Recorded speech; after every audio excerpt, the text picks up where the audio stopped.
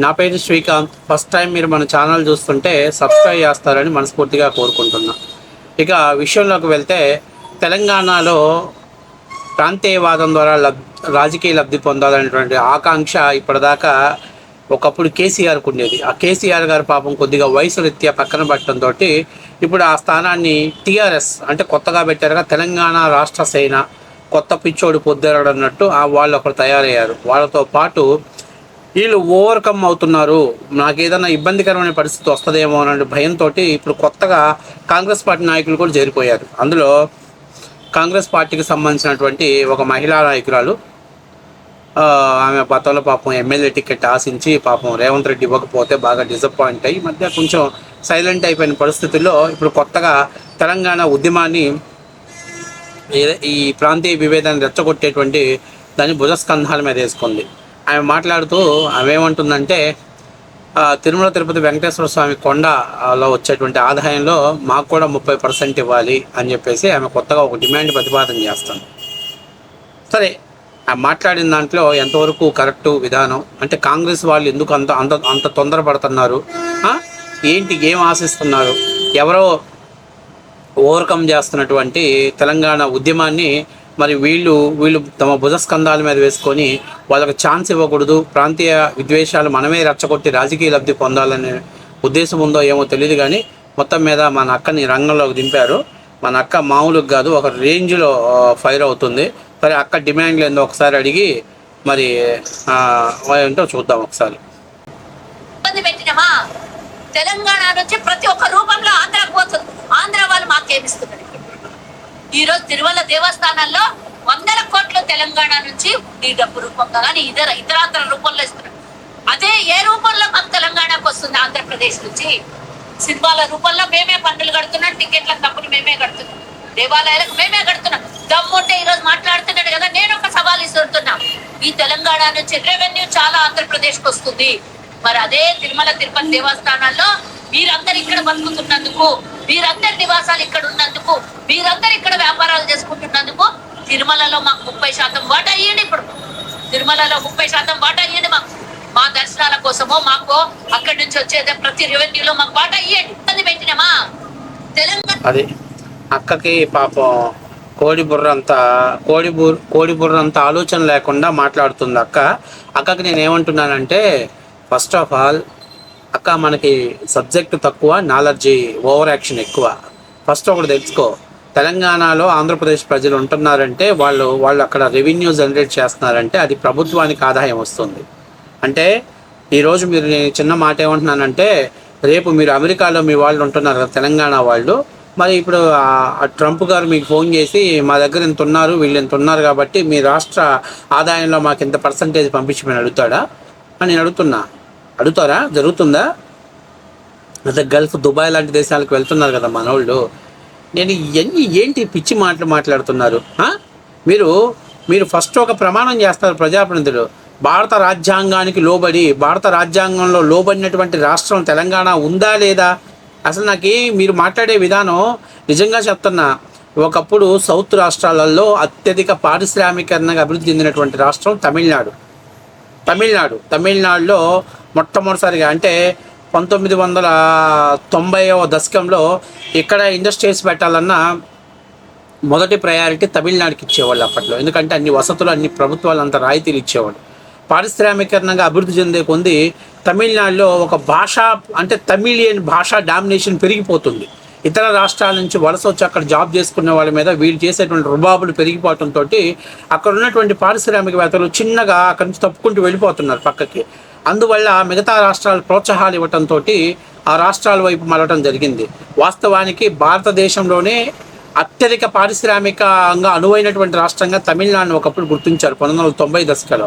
కేవలం వాళ్ళు ప్రాంతీయ భాషా విభేదంగా వాళ్ళు చేసినటువంటి రచ్చగుండా అక్కడ ఇండస్ట్రీస్ తరలిపోయాయి. ఈరోజు మీరు కావాలంటే చూడండి, తిరుపూరు #1 టీషర్ట్ల మ్యానుఫ్యాక్చరింగ్ యూనిట్స్, భారతదేశమే కాదు ఇతర దేశాలకు ఎక్స్పోర్ట్ చేయగలిగినటువంటి స్థానంలో తిరుపూర్ని దాన్ని ఈరోజు బీట్కమ్ చేస్తూ లుధియానా తయారైంది. లుధియానాలో ఈరోజు నెంబర్ 1 స్థానంలో ఉన్నారు. దానికి కారణం ఏంటంటే ఫస్ట్ ఆఫ్ ఆల్ తమిళియన్స్ అక్కడికి వచ్చి పని చేయాలనుకునే వాళ్ళ మీద వీళ్ళు డామినేషన్ పెరిగిపోయేది. మీరు ఎక్కడో బతకలేక ఇక్కడికి వచ్చారా, మీరు ఇక్కడికి వచ్చారు, మేము చెప్పినట్టు వినాలి, మా భాష మాట్లాడాలి, మా విధంగానే ఉండాలన్న డామినేషన్ పెరిగిపోవటం ఒక రకంగా తమిళియన్స్ మీద ఆ పారిశ్రామిక మీద పెద్ద ఎత్తున దెబ్బపడింది. ఈరోజు వాస్తవ విషయం అది. అంటే వాళ్ళు అక్కడికి వచ్చి పనిచేసి ఇన్కమ్ జనరేట్ అవుతుంది మన రాష్ట్రానికి, ఇండస్ట్రియల్ డెవలప్మెంట్ అవుతుంది. కానీ మనం ఏమనుకుంటున్నాం, వాళ్ళు బతకలేక అక్కడికి వచ్చారని చెప్తున్నారు.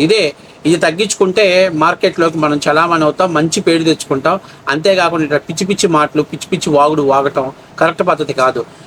మీరేదో అంటున్నారు ఈరోజు తెలుగు వాళ్ళు ఖచ్చితంగా అక్కడికి వచ్చి బతుకుతున్నారని, అక్కడికి వచ్చి వ్యాపారాలు చేస్తున్నారని. అక్కడికి వచ్చి వ్యాపారాలు చేసినా, అక్కడికి వచ్చి బతికినా గవర్నమెంట్కి ఆదాయాన్ని జనరేట్ చేస్తున్నారు. నేను తెలంగాణ వాళ్ళని ఎవరిని తప్పు పట్టట్లే. ఇక్కడ తెలంగాణ వాళ్ళు కూడా ఆంధ్రప్రదేశ్లోకి వచ్చి వ్యాపారాలు చేసుకోవచ్చు, అమెరికా వెళ్ళొచ్చు, దుబాయ్ వెళ్ళొచ్చు, గల్ఫ్ వెళ్ళొచ్చు, ఎక్కడికైనా వెళ్ళొచ్చు. కానీ ఇతర దేశాలకు వెళ్ళాలంటే పాస్పోర్ట్లు కావాలి. కానీ మన భారతదేశంలో ఎక్కడైనా నివసించడానికి పాస్పోర్ట్ అక్కర్లేదు. బహుశా వీళ్ళు గుర్తుంచుకోవాలి. కొన్ని రోజులు పోతే తెలంగాణలోకి రావాలంటే పాస్పోర్ట్ కావాలని అడుగుతారేమో, భయం వేస్తుంది. మీరు తెలంగాణ రాష్ట్రం అనేది భారతదేశ సార్వభౌమ అధికారానికి ఉన్నటువంటి రాష్ట్రం అని గుర్తుంచుకోవాలి మీరు ఫస్ట్ ఆఫ్ ఆల్. అంతేగాని ఏది పెడితే అది మాట్లాడటం, ఏది పెడితే అది మాట్లాడటం పెద్ద గొప్ప అనుకుంటే రానున్న రోజుల్లో ఈరోజు మీరు మాట్లాడిన ప్రతి మాటకి తెలంగాణ అభివృద్ధికి అంటే నష్టానికి మీరు మూల్యం చెల్లించుకోవాల్సిన పరిస్థితి వస్తుంది. గుర్తుపెట్టుకోవాలని కూడా చెప్తున్నా. ఇది చాలా చాలా ఒళ్ళు దగ్గర పెట్టుకొని మాట్లాడాలి. ఓవర్ యాక్షన్, వాళ్ళు ఏదో మాట్లాడుతున్నారు, టీఆర్ఎస్ వాళ్ళు మాట్లాడుతున్నారు, దాన్ని ఓవర్కమ్ చేయాలని చెప్పేసి నువ్వు బయటకు వచ్చేసి తిరుమల గుళ్ళో మాకు 30% వాటా ఇవ్వాలి, కనకదుర్గమ్మ గుళ్ళో 10% ఇవ్వాలి. ఏంటి మాటలు? ఏమన్నా అర్థవంతమైనటువంటి మాటలా మీ దగ్గర? సుజాత గారు, నేను చెప్తుంది ఏంటంటే మీరు మాట్లాడేటప్పుడు కొంచెం అదుపులో పెట్టుకొని మాట్లాడితే మంచిగా ఉంటుంది. ఆ పృథ్వీరాజు లాంటి వాళ్ళు మాట్లాడితే ఇంకా మీకు కూడా విలువ సంస్కారం ఉండదు. ఎందుకంటే మీరు ప్రజాప్రతినిధులు, మీరు రెస్పాన్సిబిలిటీ పర్సన్స్.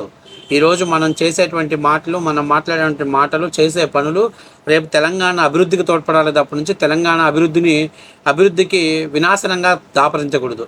ఏంటో ఎంతసేపు ఉన్న ఆంధ్ర వాళ్ళు ఇక్కడికి వచ్చి సంపాదించుకుంటున్నారు, నాకు అర్థం కావట్లే.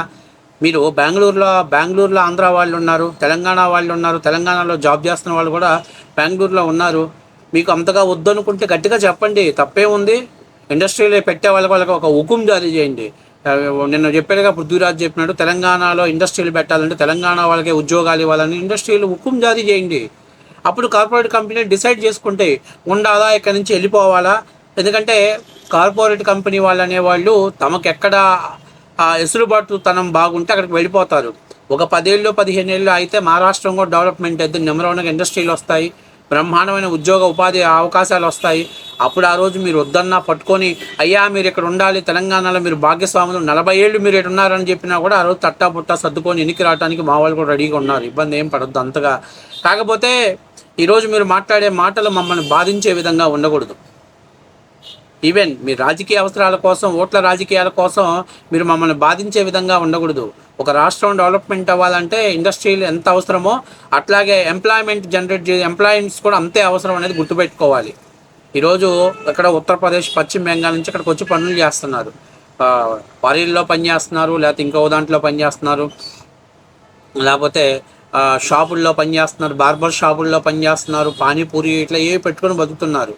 ఇక్కడ ఏదైనా వాళ్ళు తప్పు చేస్తే పని చేయాలి తప్పనిచ్చి మీరు ఇక్కడికి వచ్చి బతుకుతున్నారని వాళ్ళని చౌకగాను చులకనగా చూసే తత్వం అనేది మానుకోవాలి.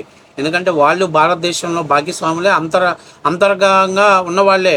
మీకు అంతగా నచ్చలేదనుకోండి, బంగ్లాదేశ్ నుంచి వలసవాదులు తెచ్చుకొని మీరు తెలంగాణలో పెట్టుకోండి, లేకపోతే పాకిస్తాన్లో ఉన్న వలసవాదులు తెచ్చుకొని పెట్టుకోండి, బంగ్లాదేశ్లో ఆఫ్ఘనిస్తాన్లో ఉన్న తెచ్చి పెట్టుకోండి. ఇబ్బంది ఏం లేదు, మేము దాని గురించి పెద్దగా ఇబ్బంది పడట్లే. కాకపోతే ఒక చిన్న విషయం చెప్పేందంటే ఫస్ట్ ఆఫ్ ఆల్ మీరు రాజకీయ మైలేజ్ కోసం, మీ రాజకీయ లబ్ధి కోసం తిరుమల దేవస్థానంలో 30% ఇవ్వాలా, లేకపోతే తిరుమల వచ్చేసి మీ అబ్బా జాగీరా అని అడిగితే ఎవరు తిరుమల తెలంగాణ వాళ్ళదో ఆంధ్రప్రదేశ్ వాళ్ళదో మా అబ్బా జాగీరని మేము అల్లా. మొన్నటి నుంచి 10 సార్లు ఆయన మీ అబ్బా జాగీరా అని మాట్లాడితే అవురాబాయ్ నేను ఇక్కడే పుట్టా, ఈ గడ్డ మీదే పుట్టా, ఇక్కడే పెరిగా కాబట్టి ఇది నా అబ్బా జాగీరేనని చెప్పి అన్నాడు. అదేం తప్పు కాదు. ఇలా పవన్ కళ్యాణ్ గారి కొడుకులు అక్కడే పుట్టారు, లేకపోతే చంద్రబాబు నాయుడు గారి కుమారుడు కావచ్చు, లేకపోతే చంద్రబాబు నాయుడు గారి మనవడు కావచ్చు, అందరూ అక్కడే పుట్టారు. ఇప్పుడు కేసీఆర్ గారు ఎక్కడి నుంచి వచ్చారు? కేసీఆర్ గారు తాత ఎక్కడి నుంచి వచ్చాడు? మరి కేసీఆర్ గారు అక్కడ తాతగారు ఎక్కడి నుంచి వచ్చారో వాళ్ళు తెలంగాణ వాసులు అయినప్పుడు, కవితమ్మ తెలంగాణ వాసి అయినప్పుడు మరి లోకేష్ దేవాన్స్ కూడా తెలంగాణ వాసులు అవుతారు కదా. ఎందుకు సపరేట్ అయ్యారు? ఎందుకు సపరేట్ పెట్టుకున్నారు? అంటే ఇక్కడ మీ అవసరాల కోసం, మీ రాజకీయ సౌలభ్యం కోసం మీ చాట్లని అటు ఇటు మార్చేస్తారు. కాబట్టి నేను అనేది ఏంటంటే తొందరపడాల్సిన పని ఏం లేదు. దేవుడు దయచేసి ఒక 10 సంవత్సరాలు మళ్ళీ మాకు ఇక్కడ ఒక దిక్కుమాలినటువంటి ఒక పరిపాలన అది రాకుండా ఉంటే, 10 ఏళ్ళు ఇదే పరిపాలన కొనసాగితే ఖచ్చితంగా ఆంధ్రప్రదేశ్లోకి ఇతర రాష్ట్రాల నుంచి పెద్ద ఎత్తున ఎంప్లాయ్మెంట్ జనరేట్ అయ్యి ఇక్కడ ఉద్యోగ ఉపాధి అవకాశాలు పెరుగుతాయి. మేమైతే అలాంటి మాటలు అంటే మేమంటే మేం కాదు, తెలంగాణ ప్రజలు కూడా ఎవరు మాట్లాడట్లేదు. ప్రజలు మాట్లాడే విధంగా తయారు చేయడం కోసం మీరు మాట్లాడుతున్నారు. మా నాయకులు కానీ అలా మాట్లాడితే ఖచ్చితంగా వాడికి చెప్పుతో సన్మానం చేస్తాం. ఎందుకంటే భారతదేశంలో ఎవడు ఎక్కడైనా బతకవచ్చు, అదేం తప్పు పట్టట్లే. కాబట్టి మా ప్రాంతంలో మీరు ఎందుకు ఉన్నారా ఇలాంటి డైలాగులు కానీ ఒకవేళ మా నాయకులు మాట్లాడితే ఖచ్చితంగా చెప్పులతో సమాధానం చెప్తాం.